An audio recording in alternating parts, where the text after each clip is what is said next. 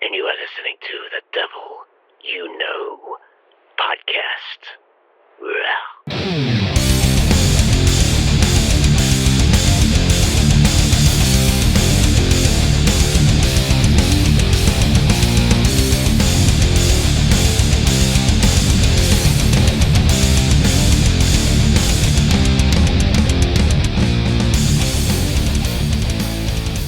What's up?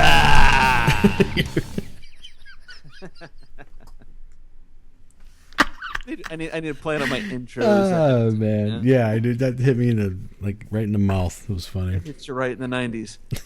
You're right in Is the that 90s. the 90s? I think so. Yeah. Who knows? What's up, man? What's up? What's going on? I'm happy to be alive on episode 29. 29.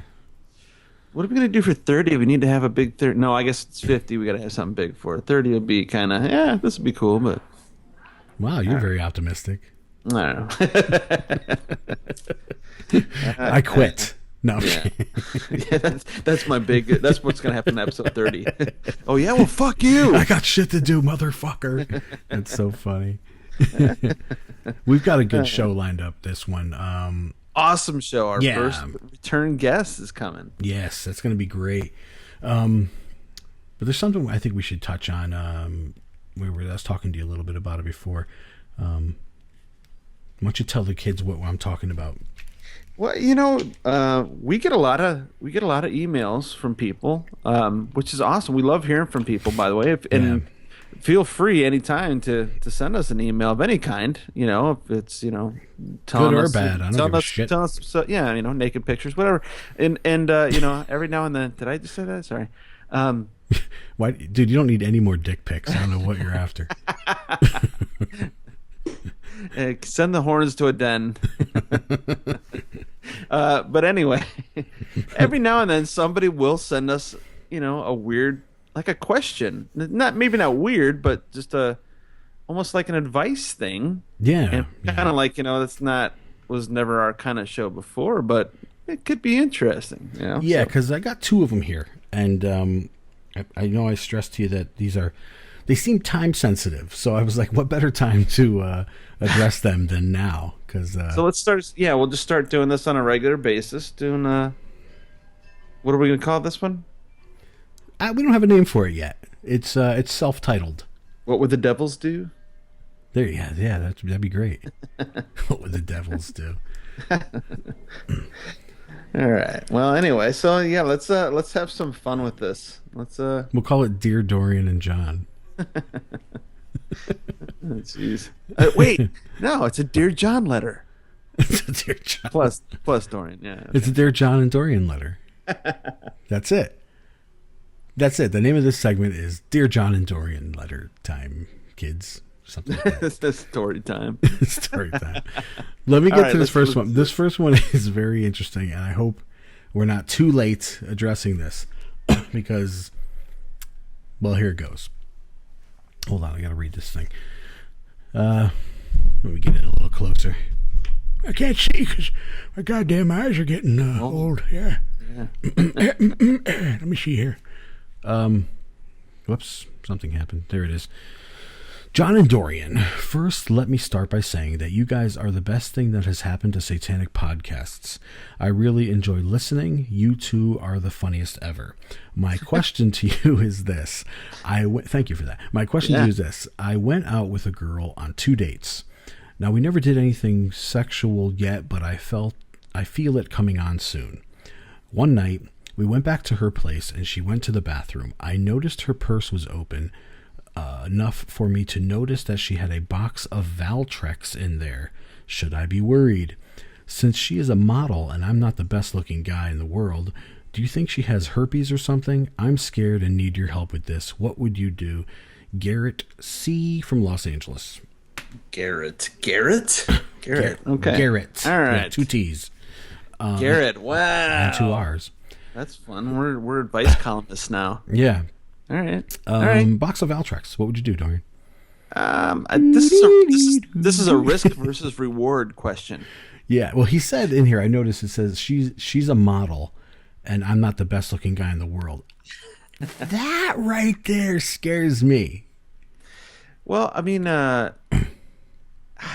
I mean, well, first of all, how did you land this chick? But maybe that's how. Maybe that's the other thing I worry about. How did you, if you're really that ugly, you picked up a model. Maybe that's why. Maybe she can't get a handsome dude because she's got herpes. She got something growing down her. I don't know. Yeah. Then again, I don't know how hot is she. Is it worth a double wrap and tap? I don't know. I don't know. Oh man. I mean, I know I've read that Valtrex is. After I read this letter, I did some research. It's to treat herpes, but it also treats other forms of simple rashes, and just breakouts or inflammation and things like that. So I would ask her, why don't you just ask her? Yeah, I mean, you think that, number one, if she's even a decent person, if it was herpes, you think that she's going to say something. She's hopefully going to say, hey, but before you go in there, there's something you ought to know. Yeah, so, you don't want to hear "Welcome to the world of herpes" afterward. yeah. Guess what you got? People have died over that. Yeah, that's I don't know.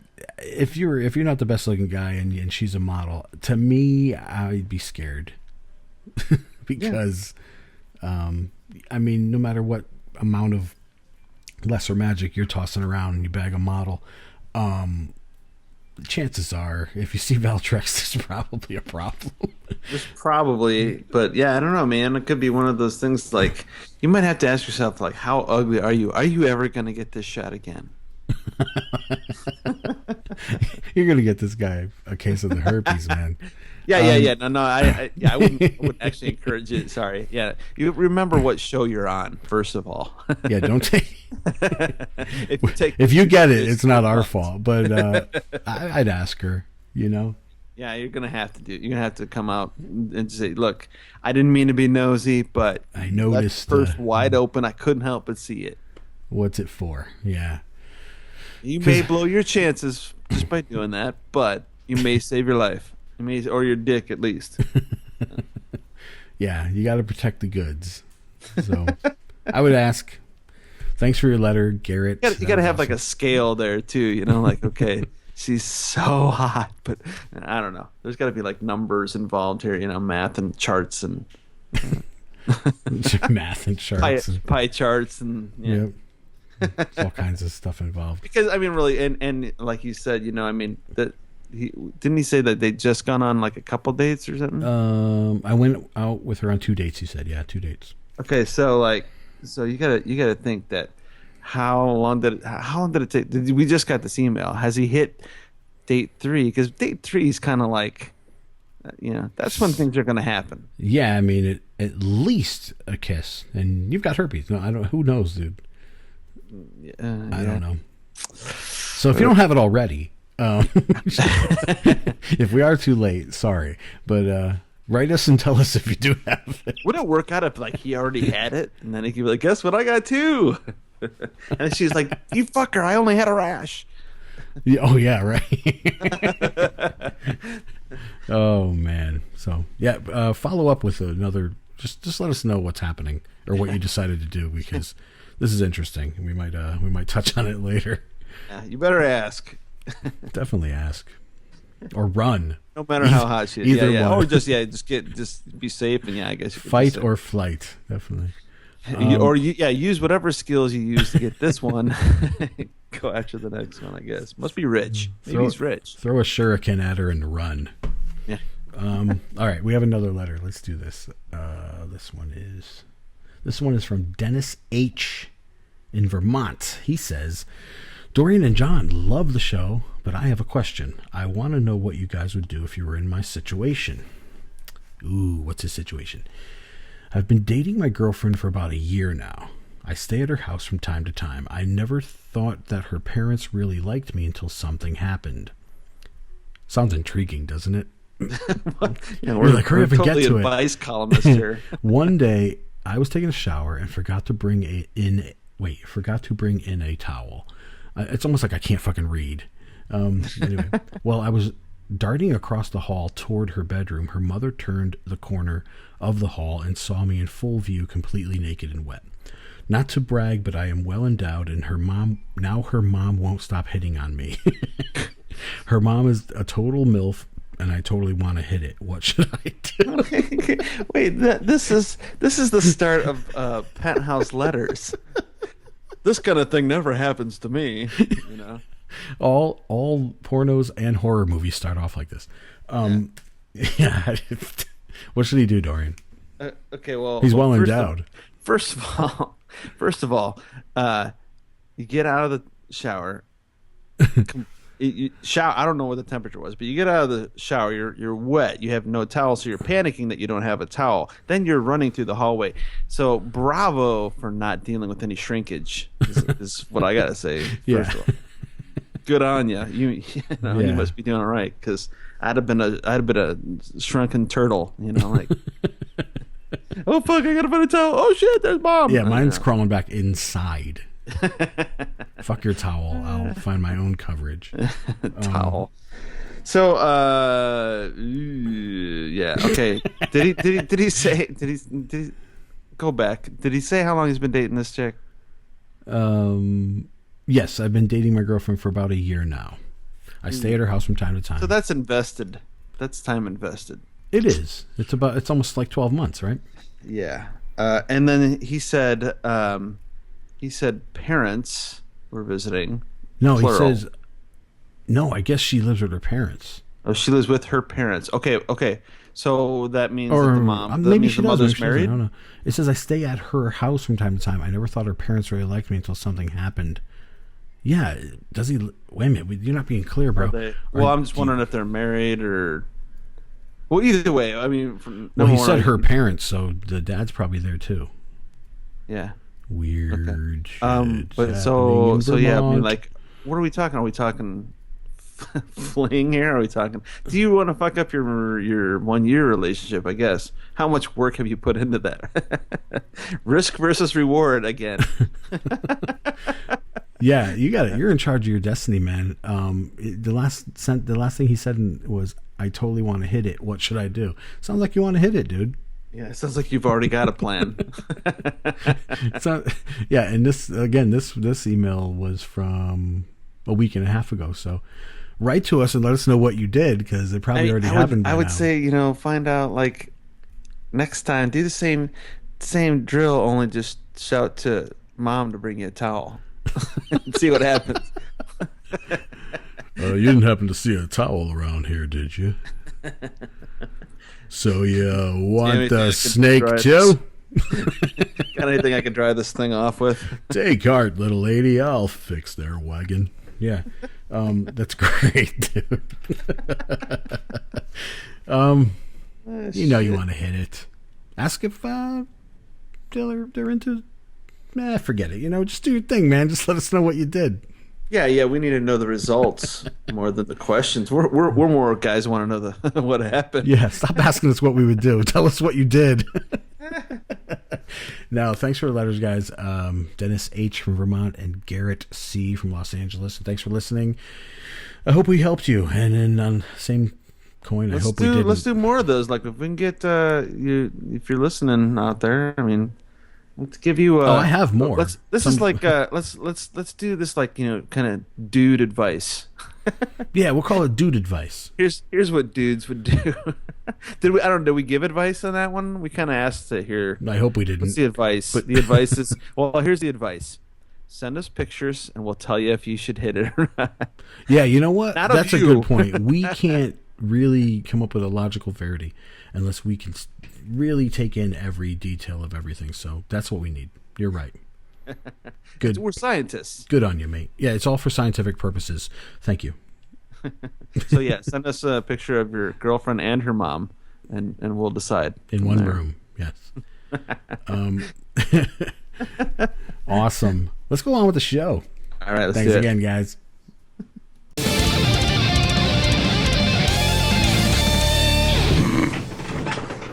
Is that the tornado? Holy shit, what's going on?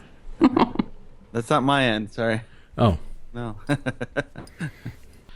Okay, for episode 29, John, so many people have been asking us about the awesome weekend that we had celebrating year 50 that we thought let's have our first repeat guest. Yes, and who better than Magistra Peggy Nadramia? How you doing? I'm doing great. How are you guys doing tonight? Very well. Excellent. Glad to have you. I'm still stuffed from that weekend. I'm glad to be here. Fun times to talk about. Yeah. You know, what was really rough after that weekend was getting back into like my diet, and because I decided, I want to enjoy the weekend. So yeah, I got back, getting back in the gym and the diet, and it really sucked. But no, all right. Yeah, well, it was fun though. It was worth it. Yeah, I think so. I'm glad you cut loose for the weekend. Why do they call it a diet? I'm on a live it. Yeah. Very good. Very corny, but no, I just I can't stop thinking about it. I'm sure everyone else can't, and they can't stop talking about it. So let's not stop talking about it either. Yeah. Okay. Yeah.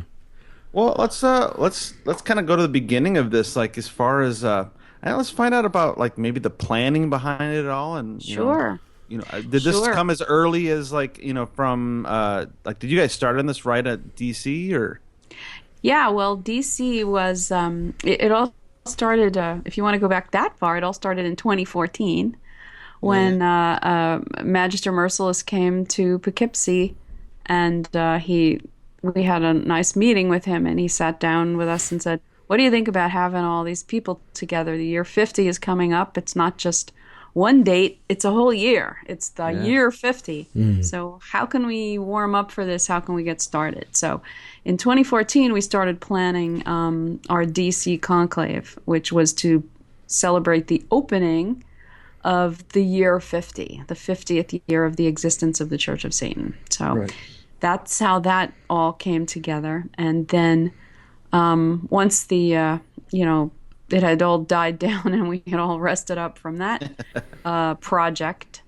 Last fall, on our way down to Florida for the Devil's Reign gallery and opening party and everything, we went down.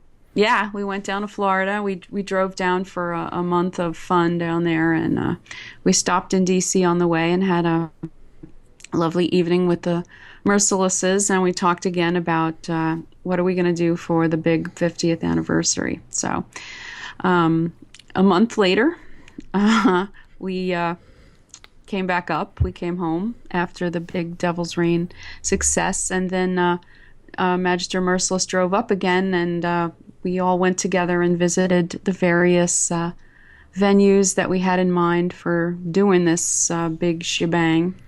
And it was, we were all real happy with what we found, and he struck a deal with the various people at hand, and it all started. We started our planning. And we announced it, and started getting our members informed far and wide. Yeah. Yeah. Awesome. So that's how it started. Yeah. And then, I started thinking about salons and what we were going to do for that, and how much like last year it should be and how much not like last year it should be, and who should be involved. And, I started looking at, the people that I had and who I would really like to hear from. And I started kind of headhunting them a little bit, contacting people directly and saying, look, you really need to, step up and shine your light, because this is a historic event. We would like you to share your stories with our people, and it's time to do something a little more, kind of geared to, hey, it's 50 years. Yeah.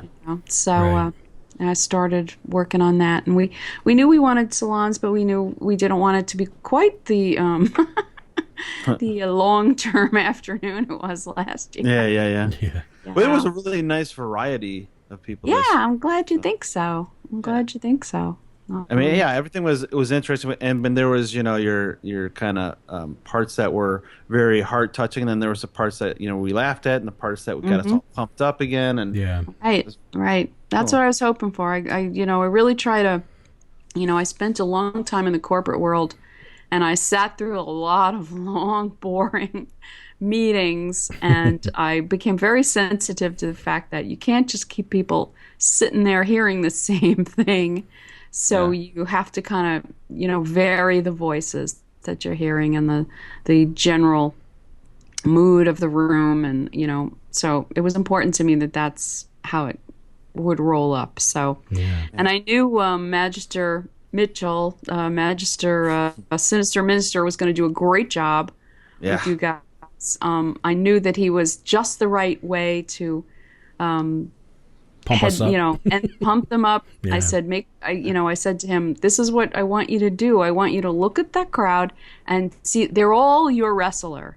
Every one of them is your wrestler. And now you're going to tell them all, how to go out there and win and gas. And that's really what he did. And he did an absolutely fantastic job. And yes, he did. Yeah, it was people awesome. are still talking about it, and I'm so proud of him, and I'm so happy with the result. I noticed just on Facebook, just in the last week, how many people got on eBay and found themselves a Sinister Mitchell or Sinister Minister action figure. So yeah, that's he definitely inspired some people. It's really funny, and it's like I'm sure that there's like guys with boxes of toys all over the place going, "What the hell happened? Why is this doll suddenly so desirable?" Yeah. I have mine. He resides in a tiki mug in my tiki bar. That's right. Yeah, I saw him there. Yeah. He comes on the road sometimes. So. Nice. Yeah, it was definitely just an excellent. I think just the even the venue, the theater seating, everything about it was just I don't know. It was just really cool, and the flow of it was really good. It was. Like you said, kind of keeping things trimmed down a little bit to something that even though it didn't feel like it was over in a heartbeat or anything, but at the same time, you didn't want to miss anything because the way it was rolling, it was such a nice flow through the day. So yeah, thanks. I hoped for it to be that, but I also really. I said to Magister Merciless, I said, we need a little more of a gap to get ready. We're getting fixed up here. We're all going back and putting on our tuxedos and our ball gowns. This time it's for real. We need time to get to the hairdresser. We need time to, put on our best faces. And so we can't do the... we can't do the endurance test that it was last time. I know. Yeah. So we spaced it out a little bit. I think people were a little more comfortable with it that way. They were just a little more relaxed and comfortable. And it was just such a great feeling in the room. It really was. It was, when I got up there and I did my presentation, as you know, I'm the one whose pictures didn't come up. But that was okay. It was really, I was totally relaxed. I didn't, it didn't faze me because I knew I had all your support. I wasn't scared or anything or, oh no, my pictures, because I had plenty to say without pictures. And at some point I'm working on slapping that presentation into more of a document style thing that we can upload with most of the pictures, maybe not all of them. Some of them were kind of... they were just for that day. And if you come here to the house, I'll show them to you. I don't think it felt like it really. I mean, you handled it well. Like it wasn't something like, well, I don't really get what she's saying because there's no pictures there. Yeah. Oh, thank you. It was something. It was great, so. You didn't need any pictures at all. It was great. Thank you. Well, I was really hoping like that, a couple of them would come up on the screen and you'd go, whoa, because they are kind of cool. Yeah, I'm sure we would have, but we will have that chance at some point. Yeah, definitely. Yeah, so that's how the salons, and because of all the other stuff that was going on and the pressures around things I had to do, I said, I need an MC for this who's not me.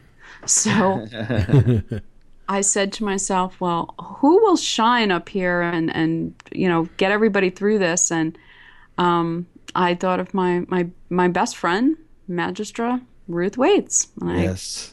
I knew she was attending. She didn't really have a plan for a salon. So I said, how would you like to be the MC? And she was the perfect choice. She was great. She was relaxed. She's a lovely lady. Yeah. Yes. And so that was really great. And it was great to have that, in someone else's capable hands. That's what I really like. Running this organization is determining who has the capable hands. I like the fact that you said that there, have a little bit more time between the salon presentations and the main event, because it was just enough time for Dorian and Jared McGee and I and Marlene to, get all of the ingots ready, the gifts ready for everybody. I mean, and get up there and get showered and changed and get back down there. It was Well, I saw you guys. We had to rehearse various parts of the ritual at that point. And there was no go lie down for an hour for me. And I was like, okay, John, I will text you. Like, we are approaching the hotel. Run to the ballroom. Go now. I know. And then, it was when I saw that room with all those tables, I was like, oh my God, it's really happening. That room was perfect. Like, and the red lighting and it was just set, the ambiance was perfect. Yeah. When we saw that red lighting, we said, we are in hell. It's a banquet in hell. This is perfect. Yeah, it was awesome. Now, did you I assume that you kind of let Master Bob Johnson just kind of do his own thing, just kind of like, hey, just give us some time. Yeah. He had the cocktail hour. He, I said you can't have all the time because we all want to talk and drink and laugh. So you have to keep it, keep a time budget going. Right. But he worked out his little presentation. Yeah. When Bob's involved, there will always be girls. There are usually drinks. There's always a little comedy. So I think it all worked out really well. What he did there. Right on. Yeah, it was a great time. The food was great too, even at the cocktail hour. Yeah, I'm glad you liked it. I didn't see any. I tried everything twice. It was awesome. Yeah, I didn't see any food. We were so we were as soon as we walked in there, we had a lot of people to say hello to and stuff. So, trust me when I tell you that John didn't let a single waiter past us. So, I heard that last week. You went up to the bar and you're like, okay, 4 of these. Yeah, we were right. Do it right. Boom. Yeah, that's great. That's how it should work. Yeah, they were supposed to be serving the signature vodka blush, and they didn't. They kind of thought. I guess the bartenders thought no one would know what that was. They didn't realize the kind of audience they had there for. So they were describing the drink. Well, do you want that drink with the vodka and the grenadine and the lime juice? And everybody's, yes, the vodka blush. Yes. So you don't get it. It's our drink. It's our night. So. Yeah, as long as there wasn't any chocolate mouse. No chocolate mouse. Chocolate mouse.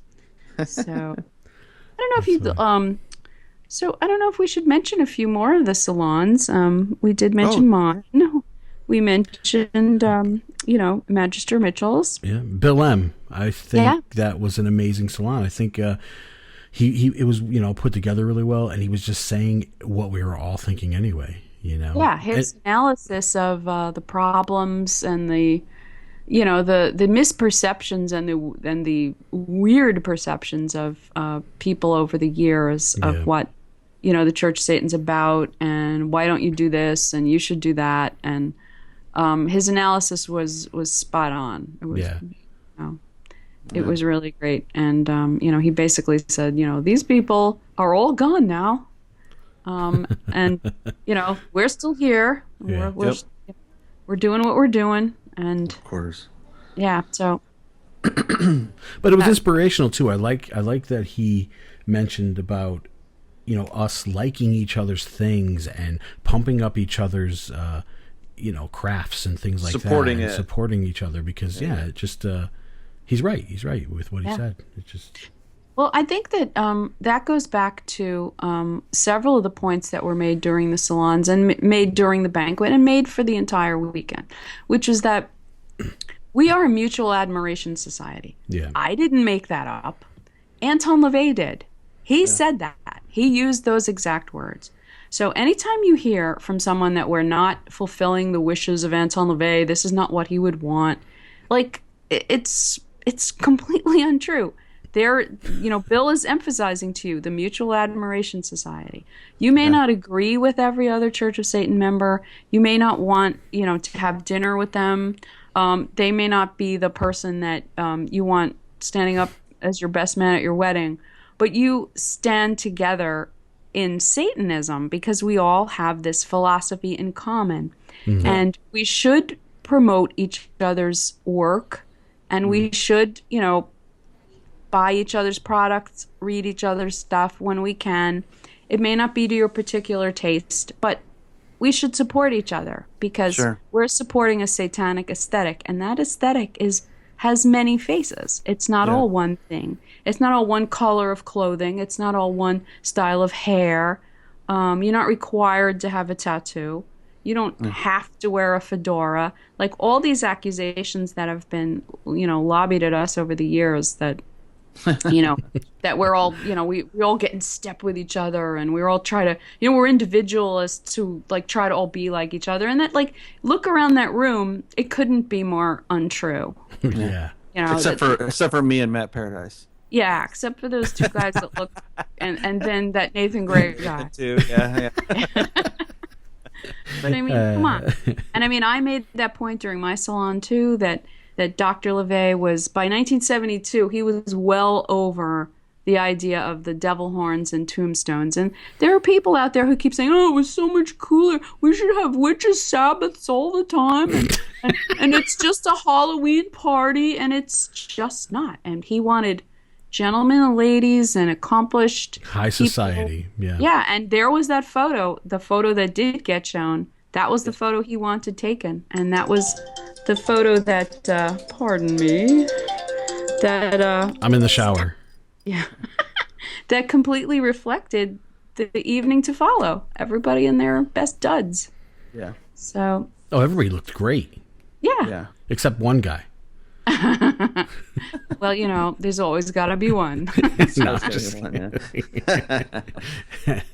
Well, and who did he hurt but himself? Yeah. Because he could have stepped up and had a wonderful evening, but he insisted that, on being an individual in his dirty duds. So good for him. I hope he enjoyed himself. Yeah. I hope he didn't get too much champagne on his hoodie. So. Shoot. That's funny. Awesome. Yeah. So yeah, let's. Who else? We had of course, we had Josephine. She talked about. Yeah, she had a beautiful, heartfelt little talk about how vital existence. She had projects ongoing, and she wasn't going to let her illness stop her. Yeah, that was inspiring. Yeah, that is inspiring because we all talk about how strong and brave and great we are as Satanists, and nothing gets us down. But things do get us down. I mean, we're human beings. Right. Illness is going to take us down. Heartache, grief, loss, difficulties at work, financial difficulties. These are nothing to be ashamed of. They're only to be ashamed jewelry. of. Yeah, if you can't, if you don't step up and do your best against them, and doing your best is what you got to do, and no one faults you if sometimes the circumstances are overwhelming, because sometimes they are. Sure. Yep. So it was really great to hear from her. Yeah. And absolutely. then we had Magister Neil Smith, who talked about his. Funny. I was so grateful to him to step up and share his 40 plus years in the COS with everyone else. I mean, because I assured him, I said, this is an amazing achievement. Like you're. I hate to, nobody wants to hear that they're a friggin' living antique. Nobody wants to hear that. You're our mummy with horns. Yeah. Right. That's real. That's not what I mean. It's like you're part of our legacy, and you're still here and vital and funny, and the members all know you, and you should share some of your observations over the years with them, because they'll be really grateful and they want to hear it. Yeah, so, and they did. So that was I was really grateful to him, that because Neil is a little shy, and I know it wasn't easy for him, so I was deeply grateful that he got up there and did that for us. So Yeah, Oh, I we thought he was loved it. funny. Yeah, I we enjoyed loved it. it. Yeah. He is funny. He's always funny. He's very dry. It's kind of like you, Dorian. Nah. Dry. Yes, he is. Yeah. I'm wet as hell. Yeah, I don't know what that means, but John is always, Dorian, I was telling John how funny I thought you were on the show, which I didn't realize was a big mistake. Because John was like, what about me? What about me? No, I'm just kidding. And John was like, well, some of those remarks are probably me, and you just think they're Dorian. And I said, no, I think by now I know Dorian's voice. Mine's the obnoxious voice that cuts through, John. That's why. When we listen to the podcast in the car, my wife's like, my wife always says, you got to turn it up. I can't hear his voice. He's got that low, smooth voice that you can't, you got to turn it up. And then my voice, hi everybody, Oh, that's so funny. That didn't really happen, everyone. Anyway. You're both right on the show. I don't mean to say that one is better than the other. Dorian is definitely a different kind of man. No, we're perfect together. We're like kibbles and bits, but different. But, I don't know. Nut butter.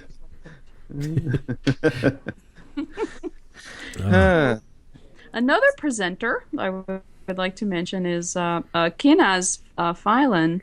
Yeah. Reverend Kinaz Phelan has been working on this Anton LaVey biographical timeline for a year or more now, and he finds more stuff every day, and he reports it to me, and it's pretty cool because it's a whole different kind of biography that he's working on. It's not like Secret Life of a Satanist. It's more like he's trying to find the influences on Doctor when he was a young man, and he's researching the actual circumstances of his grandfather's life, his father's life, his uncles, and how their activities may have influenced Doctor's thinking when he was a young man and when he was a boy.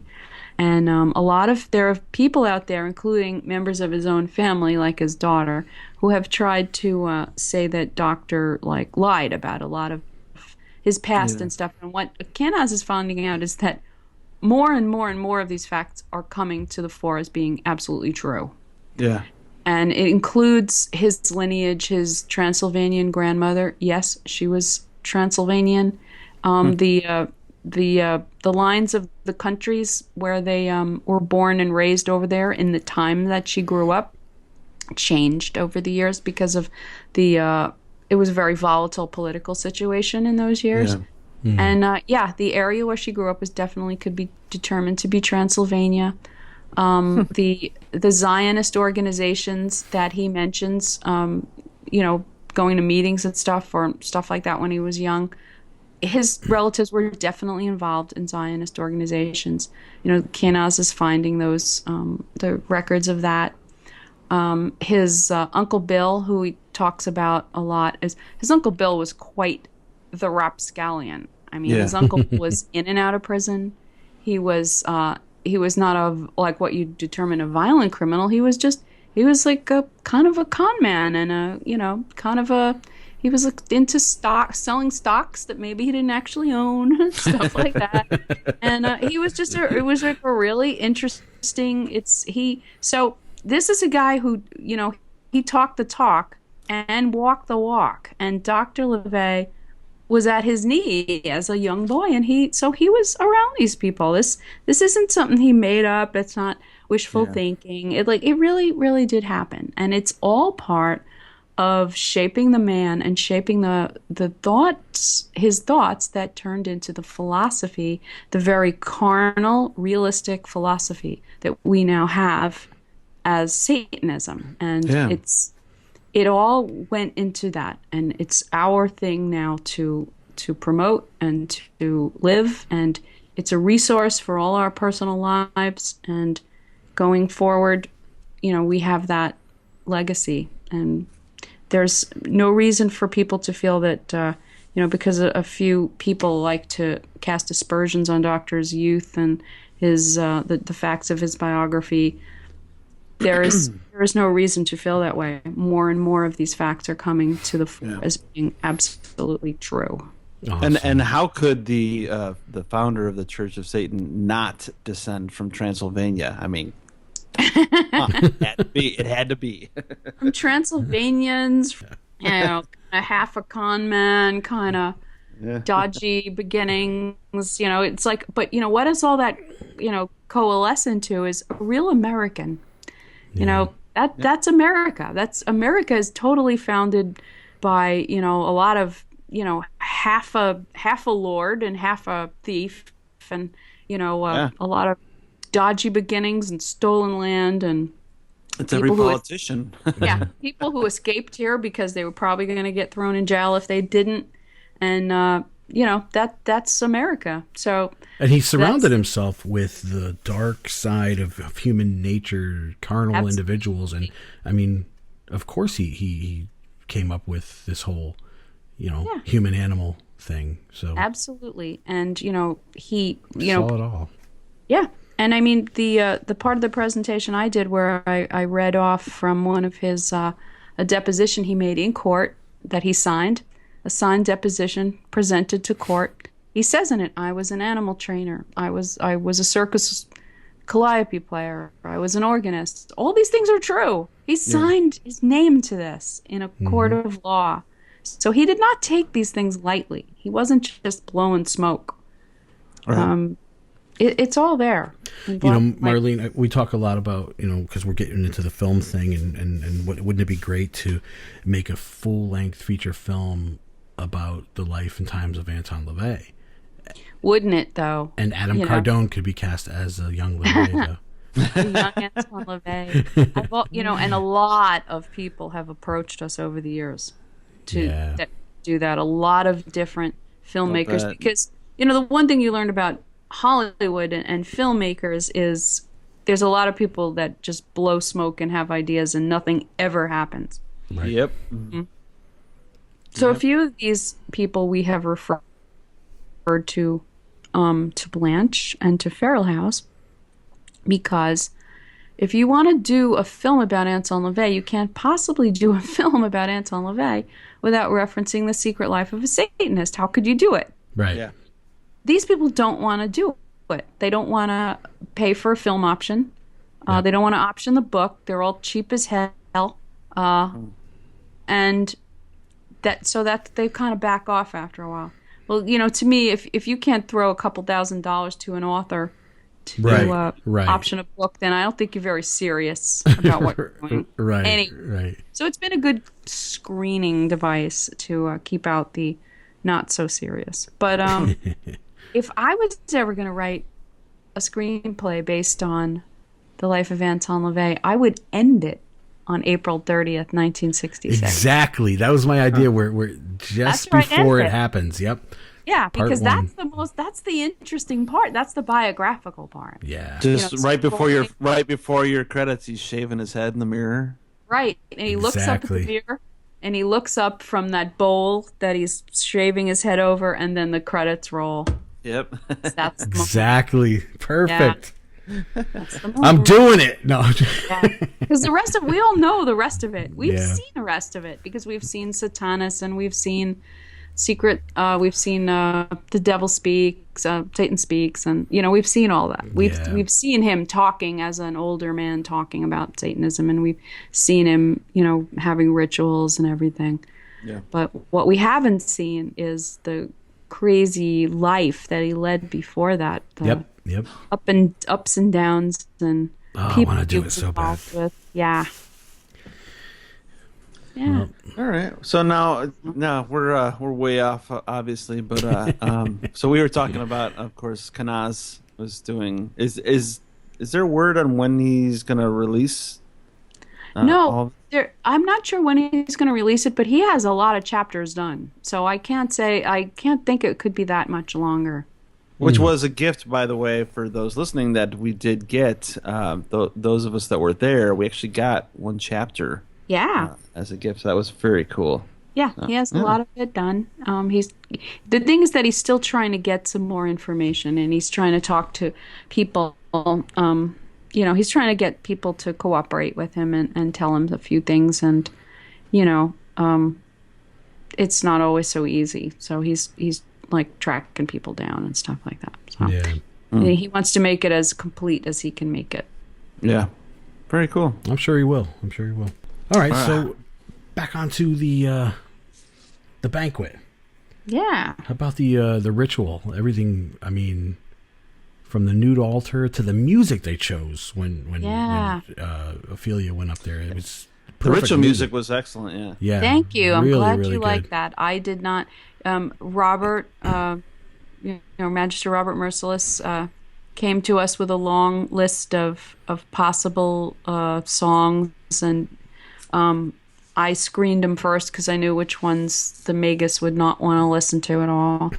And I said, I think this is the one you're going to like, and that was the one Magister Merciless liked the most too. So I think everyone was happy with that choice. Yeah, I Shazammed it right away. Yeah. Oh, did you? Of course. I bought it. I bought it while I was sitting there. It was awesome. All right, you got to text it to me then. Okay. Yeah, so I don't know if you want to briefly touch on what happened at the cocktail hour before we go into the main evening. I know we talked about Magister Dr.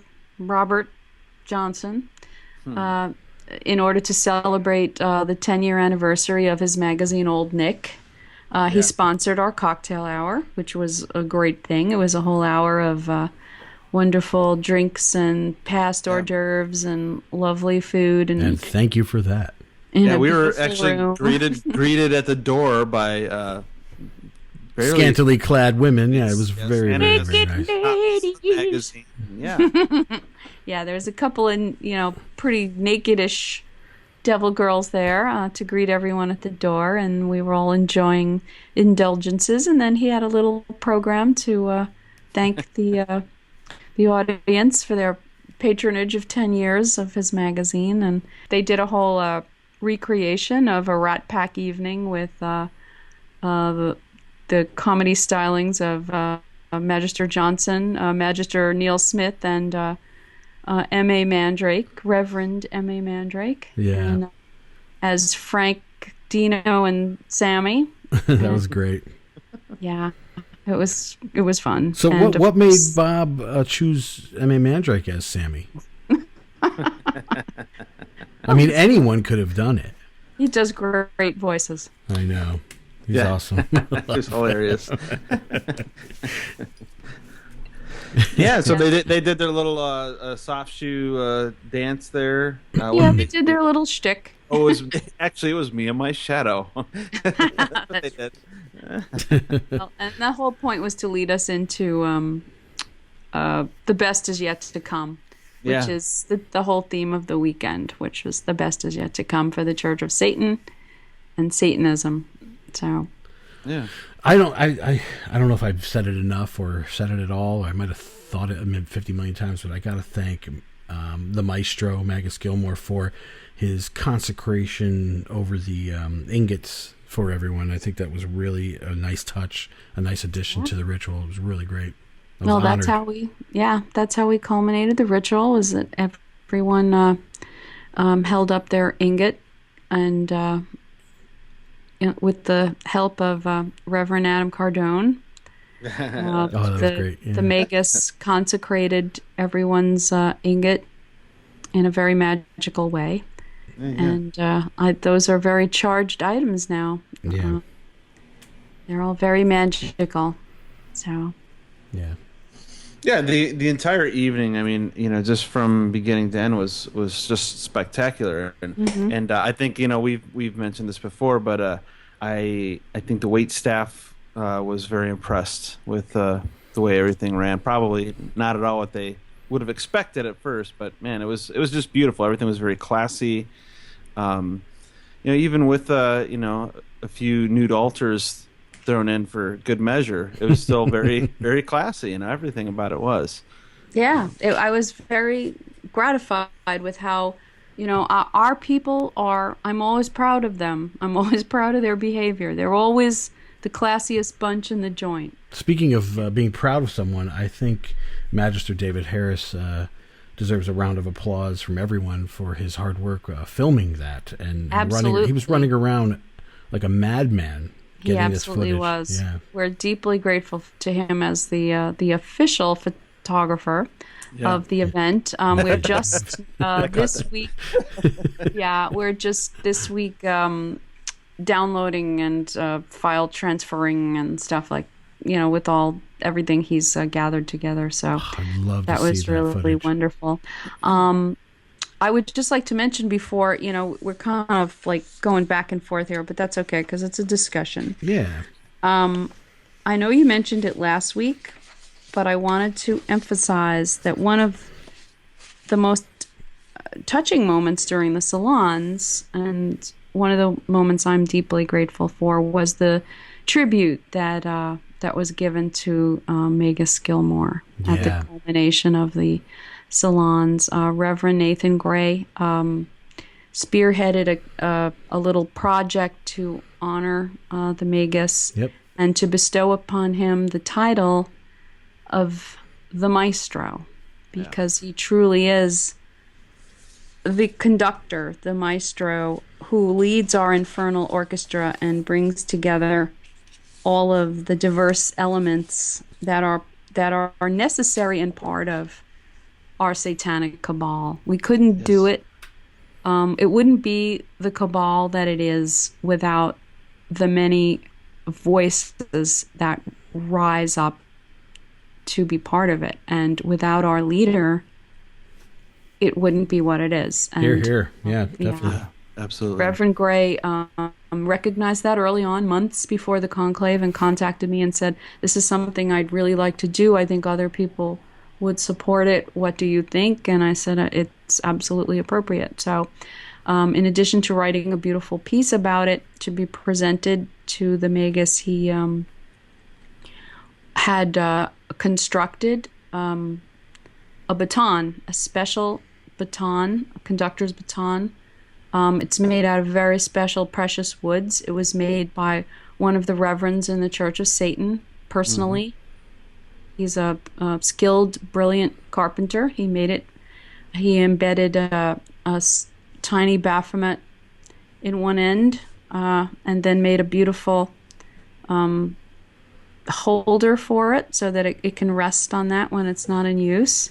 And then Reverend Coffin Rust received it and painted the Baphomet face on it in a really nice way. It's kind of hard to describe, but the Baphomet is pictured on the stand and with waves coming out as like sound waves that would be coming out from the resting place of the baton. And I can assure everyone involved, if you're listening, that the Maestro uses that baton. He enjoys it. He's worked with it. It is a very well balanced and real musical instrument, and he's very, very pleased and happy and grateful to all of you who were involved in that. Excellent. Awesome. Yeah, that was very cool. I'm like, no, seriously, it's just quintessential. It was awesome. We're glad he liked it. Seriously, he loved it, and I was so grateful to that. That they came together and did that for him. It was great. So the banquet. The ritual. The food was really, really good.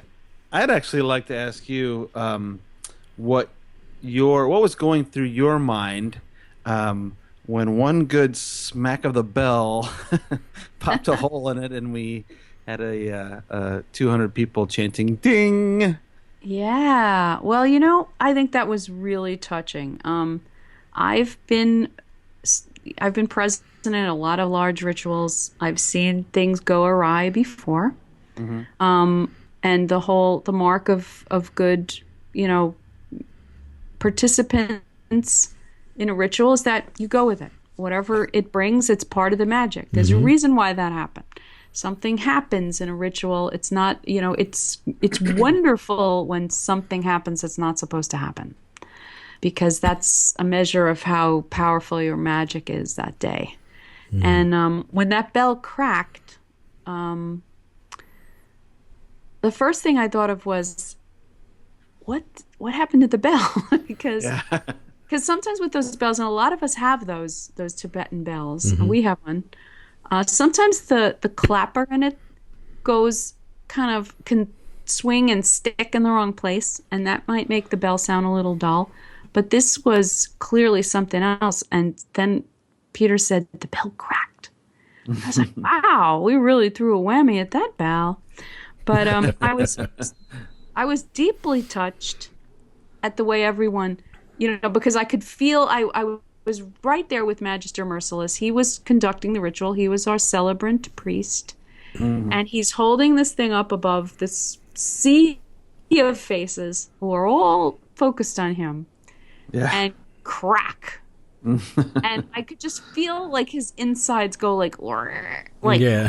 What am I going to do now? But everybody just went with it. Yeah. And as the knowledge of what was happening kind of spread through the crowd, because at first, everybody was like, what's going on? Mm-hmm. Everybody's like, we'll support him. We will support him. Yeah. So they all started chanting where the bell was supposed to sound. They would all go, ding. And everybody kind of got in harmony with each other. They raised their voices, and that's absolutely, what's better than that in a ritual is when you have your congregants like raised in unity to support you. Yeah. Like they became the instrument.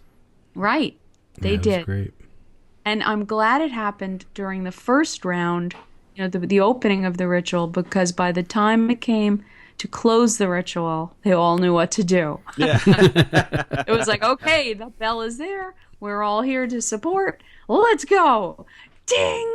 So, it was really a great moment. Yeah. It was wonderful. And those are the kind of things you want to have happen, because we did a conclave back in 2008 in the Hellfire Caves in West Wickham, England.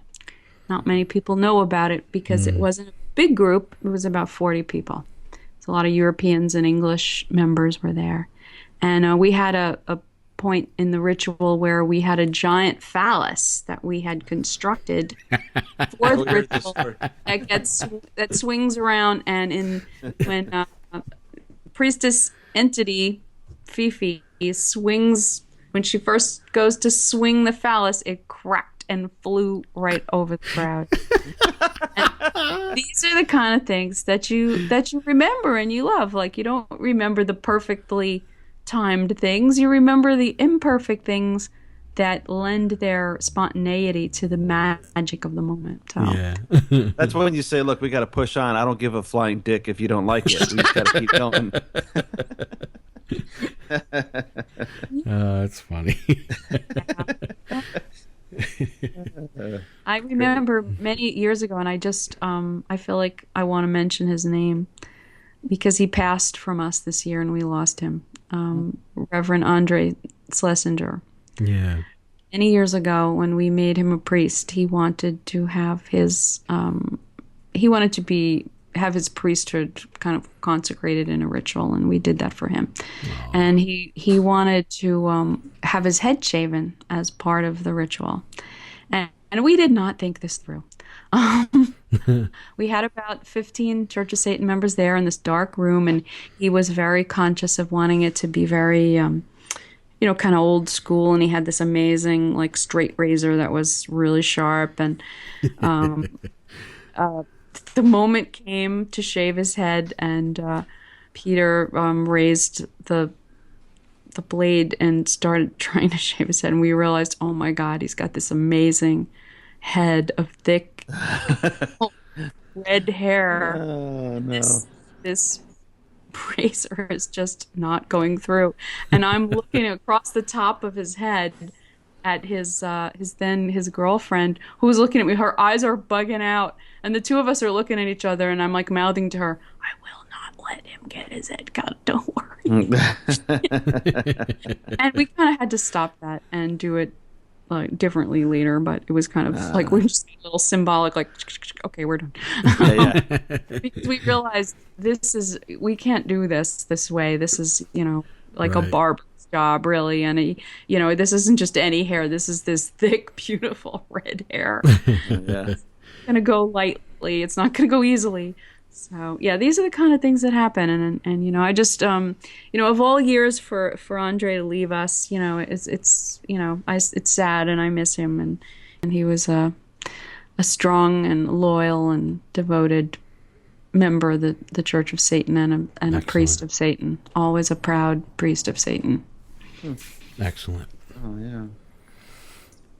Speaking of wonderful people, it was great to see, you know, people we've seen the prior year again. Some people were missed, of course, because they couldn't come for whatever reason. But it was great meeting new people too that you know, some of us have not met before. You know, Yes. You know, relationships online or, you know, passed by online and things like that. But it was great to meet them in person and you know, take them in. Yeah. Well, I really, you know, I had a moment like a month or so before when I looked at the list of who was attending, and I got a little like post traumatic stress syndrome because I said, I am never going to be able to talk to all these people. Right. You know, everybody can't wait to see you. And I'm like, you'll, I will enjoy those 30 seconds. I just knew I wasn't going to like this, but it was okay because this was not really my time to talk to everyone. It was all of your time to be together. And I was deeply devoted and determined that that's what we were creating. You know, that, you know, Magistra Merciless was creating for all of you was this time to be together. And he was, you know, he was committed to that. He, you know, because I was he was like, Friday night we got to do something. Thursday night we got to do something. People are coming in, and I'm like, look, you're overstrapped. You're putting on this huge thing. You know, are you sure you want to take this on? You know, I've given them a list of bars. Like, they can meet up with each other. He's like, no, we have to get them together. That's what they want. They want to be together. They want to talk. That's what they want. And you know, he was on it. You know, he put together that Friday night event. And then Neil Magister Smith put together the Thursday night event just for people who come in early. And you know, then, you know, we had the coffee party. And that's what it was about. It was about all of you getting the chance to see each other, know who each other is, get a feel for who's in this thing with me, who are the other Satanists. And I was really gratified by that. And it's I think I'm going to get some new members among the spouses. Yeah. Because several people came up to me and said, you know, I think my spouse is going to join now because he or she, they were never really sure. They believe in the whole philosophy and it's their thing too, but they're just not sure about who all these people are in the Church of Satan, and they didn't know what was going to happen. I think some of them kind of envisioned walking into a room full of people in black robes who are all going to turn around and sniff and give them a cold shoulder like, well, you're not a member. Your Baphomet's too small. I'm not going to talk to you. Welcome to the Eyes Wide Shut party. Right. Yeah. I think that's kind of what they envisioned. Yeah. And when they saw what a bunch of friendly, rollicking, you know, weirdos we all are, they were like, oh, okay, I get it now. This is cool. Yeah. So that's what was great about it. It was really important to me that all of you get to spend the time together, and I knew I'd snatch a few conversations here and there, but it wasn't going to be, you know, this isn't my time to have the long talks with everyone. So I was okay with personally that. Thank you for opening your home to us on the day after, on Sunday, and letting all of us. Well, you know, it's part of why we do it. You know, it's part of, and you're very welcome. And it's part of, you know, we worked hard to make this house what it is. And we, you know, I've described what it was before. You know, we brought it back from the depths of decay, and it's deeply gratifying to me to see the rooms filled with people that I admire and I love and I treasure. And it was, you know, my favorite moment that day came when I was sitting there next to Bill M. and he was playing Lydia the Tattooed Lady for me. And I was looking around this room that used to be boarded up, windows, a ceiling peeling off, drips, a wet, drippy floor covered with spooge, and thinking, like, look at it now. You know, it's beautiful. It's full of beautiful people. You know, Spooge free. Spooge free. original, live music is, passing through the house. The house is very musical.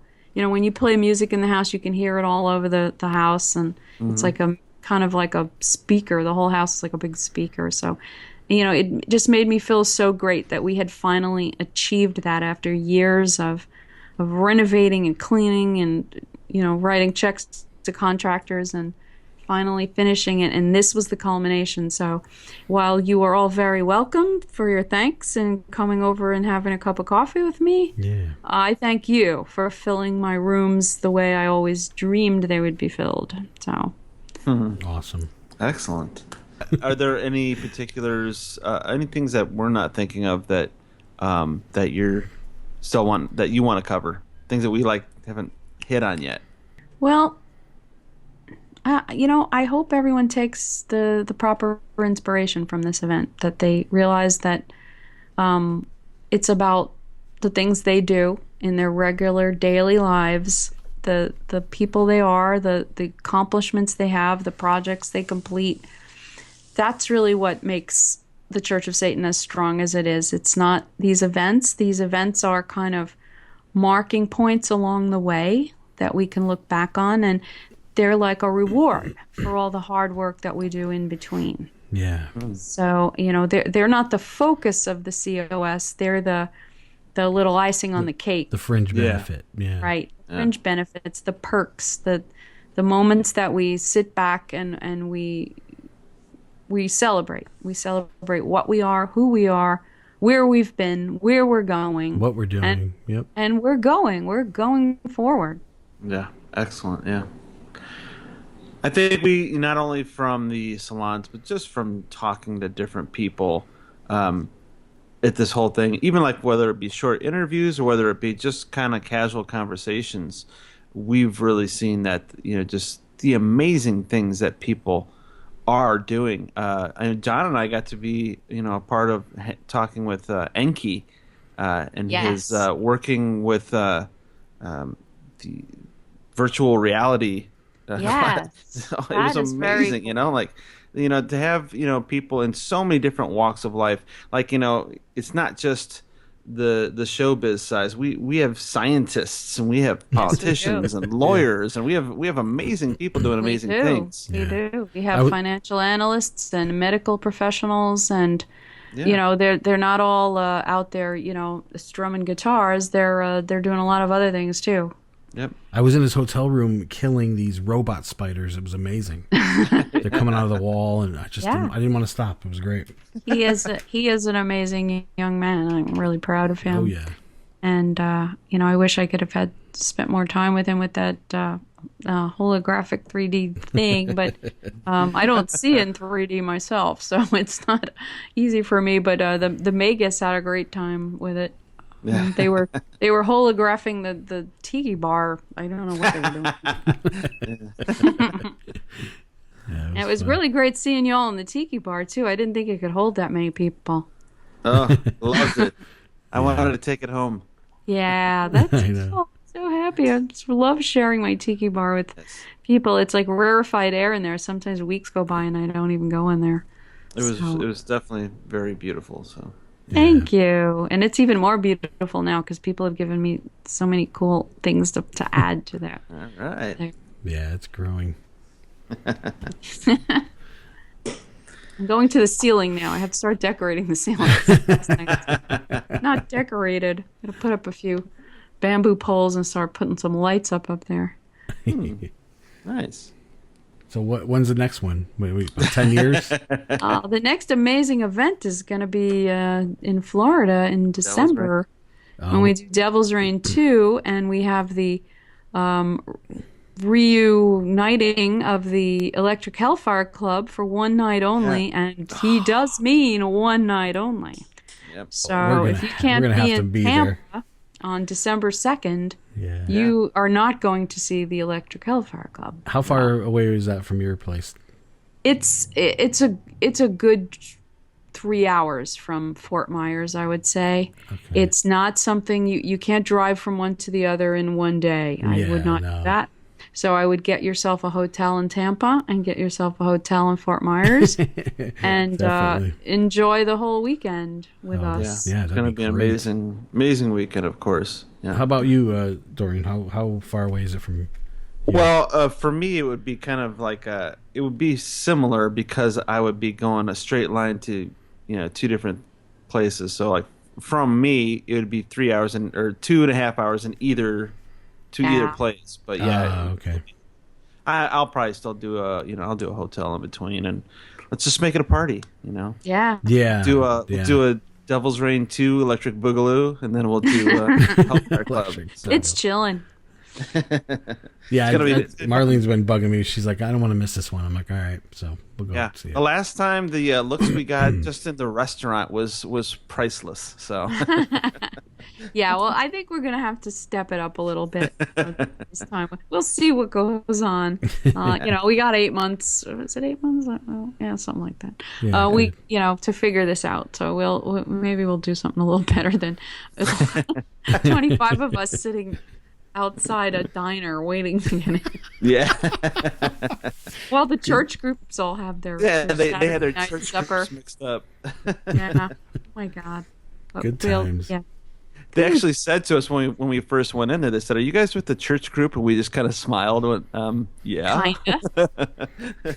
You could say that, yeah. Oh, yeah.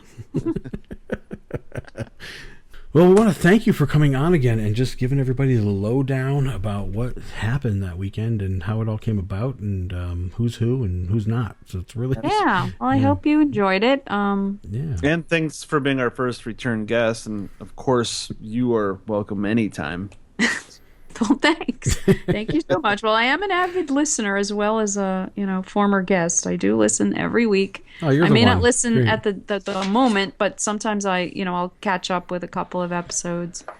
I do enjoy podcasts. I listen to a lot of podcasts. I had a feeling somebody was listening to it. Yeah.